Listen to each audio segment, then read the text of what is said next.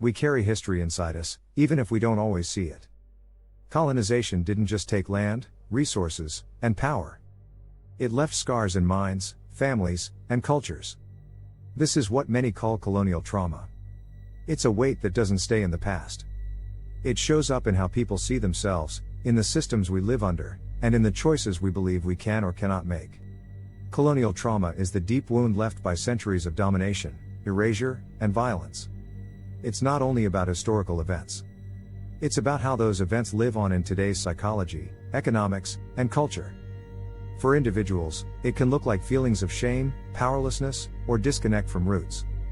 For communities, it shows up in lost languages, broken traditions, or dependence on external systems. And here's the truth: trauma doesn't just stay in the past. It can be passed down, not only through stories but through behavior, through parenting, and even through the body. Generations later, people can still carry fear, self-doubt, and silence that originally came from colonization. Acknowledging trauma is necessary. It's the first step toward healing. But there's a difference between naming the wound and living inside the wound forever. When people stay in the space of victimhood, their identity becomes defined only by what was done to them. The colonizer stays at the center of the story. Life becomes a reaction, not creation. Blame replaces responsibility. The past becomes a cage. Victimhood feels like safety because it protects us from pain. But it also keeps us small. It leaves no space for self-authored futures. And here's the paradox: by staying stuck in victimhood, we unintentionally keep the colonizer's power alive inside us. So how do we recognize when colonial trauma has turned into victimhood? It can look like constantly blaming the past without moving toward solutions, competing over whose suffering is greater instead of healing together, measuring worth by external standards instead of inner values, rejecting responsibility for change because the system won't allow it. These patterns don't only affect individuals. Entire communities and nations can stay locked in cycles of grievance, division, and dependency when trauma turns into victimhood. But here is another layer to see clearly: the trauma of colonization did not only wound the colonized. It also wounded the colonizers. One side was stripped of dignity and agency. The other side was trained into domination, superiority, and disconnection from empathy. Both inherit distortions of humanity.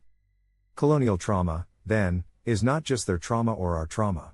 It is a human trauma, carried differently, but carried by all. If people don't move beyond this trauma, the cost is high. Societies stay divided, with old wounds fueling new conflicts. Communities remain dependent on external powers for survival. Creativity, innovation, and cultural expression shrink under the weight of grievance. On the personal level, it shows up as self-doubt, lack of confidence, or feeling like life is controlled by forces outside of you. It can hold people back from stepping into leadership, from trusting themselves, from claiming joy. In other words, staying stuck in trauma doesn't just chain us to the past. It steals the future. So how do we break free? Healing colonial trauma is both personal and collective. It means acknowledging the pain but refusing to be defined by it. It means honoring the ancestors, but also writing new stories. On the personal level, one path is reconnecting with culture and roots. Learn the language, revive traditions, honor the land. Another is healing the body. Trauma lives in the nervous system. Practices like breathwork, dance, martial arts, and therapy help release what's stored inside. Reclaiming identity is also key. Define yourself by creativity, joy, and sovereignty, not just by pain. On the collective level, people can create new narratives.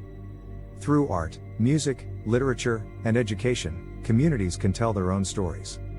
Rebuilding solidarity matters too. Healing happens faster when people gather, listen, and remember together. And there's the work of challenging present-day colonial systems. Economic models, beauty standards, and educational systems often still carry colonial shadows.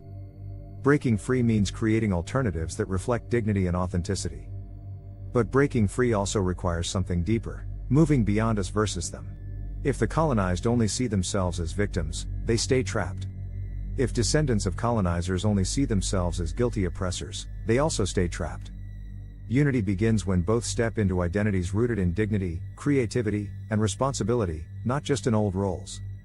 Blame points backward, but responsibility looks forward.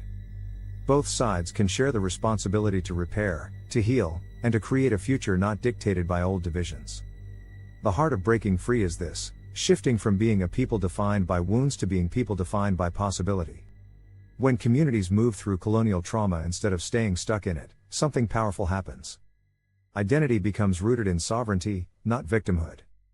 Communities rebuild on the foundation of pride and dignity. And when colonizer and colonized stop seeing each other only through those identities, space opens for shared humanity. The colonizer no longer sits at the center of the story. Neither does the victim. Life itself does. The past will always be part of us, but it doesn't have to hold us prisoner.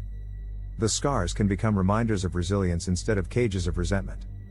And this shift doesn't only heal individuals. It shapes the future of societies. Because when trauma no longer defines the story, creativity, innovation, and deep cultural wisdom can finally lead the way. And when unity replaces separation, we no longer repeat the old roles. We write something new together.